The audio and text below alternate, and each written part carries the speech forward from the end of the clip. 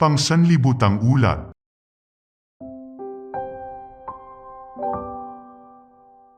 Kahalagahan ng isang paanyaya. Susana, December 30, Ghana. Ilang daang mga estudyante ng Seventh-day Adventist at kanilang mga kaibigan ang nagkasama-sama sa isang iglesia sa campus ng isang pampublikong unibersidad sa bansang Ghana sa West Africa. Mula sa harapan, inanyayahan ng isang pastor ang mga may personal testimony tungkol sa kung paano nila ibinigay ang kanilang mga puso kay Jesus upang ibahagi sa isang bisitang Adventist mission worker pagkatapos ng pagsamba sa araw na iyon. Kabilang sa mga nanatili pagkatapos ng pagsamba ay isang 22 anyos na estudyante na nagngangalang Susana. Si Susana, na kumikislap sa isang nahihiyang ngiti, ay nagsabi na ibinigay niya ang kanyang puso kay Jesus ilang buwan lamang ang nakalipas pagkatapos makipagkaibigan sa mga Adventist students sa university. Nang siya ay napilit para magbahabi pa ng mas malawak na detalye, sinabi niyang nagsimula ang kwento 2 taon na ang nakalilipas sa kanyang bayan. Habang siya ay nasa bahay na nagbabakasyon, inanyayahan siya ng asawa ng kanyang kapatid na pumunta sa isang bahay-sambahan ng Seventh-day Adventist para sa isang child dedication. Ang kanyang hipag, na ang pangalan ay Comfort, ay ang tanging Adventist sa pamilya. Nais niyang ang kanyang bagong silang na anak na lalaki, si Righteous, ay italaga sa Panginoon. Si Susana ay hindi kailanman sumamba sa isang Adventist na iglesia. Hindi pa siya nakatapak sa bahay-sambahan ng Adventist. Pumayag siyang pumunta. Ang kanyang karanasan sa unang pagsamba sa Adventist Church ay tunay na pumukaw sa kanyang puso. Nagustuhan niya ang musika at pag-awitan sa loob ng simbahan. Gusto niyang bumalik muli, ngunit hindi na siya inimbitahan ni Comfort, kaya hindi siya pumunta. Sa pagbalik niya sa unibersidad, naging matalik na kaibigan ni Susana, ang isang Adventist na estudyante na nagngangalang Lydia. Lumipas ang ilang panahon, at inimbitahan ni Lydia si Susana na sumama sa isang grupo ng 30 Adventist na estudyante para sa isang prayer meeting. Ang mga estudyante ay umawit at nanalangin, at ang isa sa kanila ay nangaral tungkol kay Jesus. Nasiyahan si Susana sa prayer meeting, at inanyayahan siya ni Lydia na bumalik muli. Si Susana ay nagsimulang sumamba ng regular kasama ang grupo ng mga mag-aaral. Isang araw, sinabi ni Lydia sa kanya, magsasagawa kami ng pangangaral.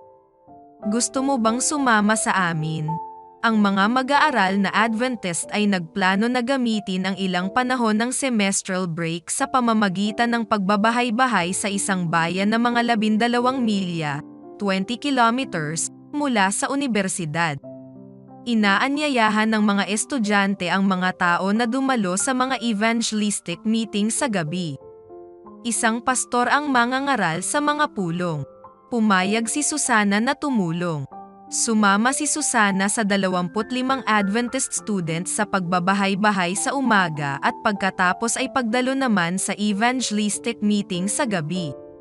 Mahigit 50 katao ang dumadalo sa mga pulong tuwing gabi. Sa simula ng mga pulong, tinanong ni Lydia si Susana kung gusto niyang magpabautismo. Oo, tugon ni Susana. Habang nakikinig siya sa pagsasalita ng mangangaral gabi-gabi, ang pagnanais na magpabautismo ay lumago sa kanyang puso. Siya ay lalong naging interesadong marinig ang mangangaral na nagsasalita tungkol sa ika-7 araw, ang Sabado, bilang ang Sabat sa Biblia. Nakita niya na ang mangangaral ay sumusunod sa Biblia. Nagustuhan niya ang musika at ang pag-aawitan.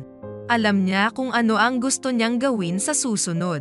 Ngunit makakatanggap kaya siya ng imbitasyon. Sa pagtatapos ng mga pulong, tinanong siya ni Lydia, gusto mo ba talagang magpabinyag? Oo, sabi niya. Si Susana ay kabilang sa 20 katao na nabautismuhan.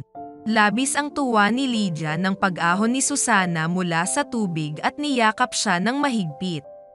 Pagkatapos ng mga pulong, bumalik si Susana sa kanyang bayan at sinabi kay Comfort ang tungkol sa kanyang bautismo. Napakasaya ni Comfort. Hindi na siya ang tanging Adventist sa pamilya. Bakit ibinigay ni Susana ang kanyang puso kay Jesus? Walang alinlangan na ang banal na espiritu ay nagsalita sa kanyang puso. Ngunit nagsimula ang proseso sa isang simpleng imbitasyon sa simbahan. Nang pumunta ako sa simbahan ng Adventist sa unang pagkakataon, nagustuhan ko kung paano sila sumamba, sabi ni Susana.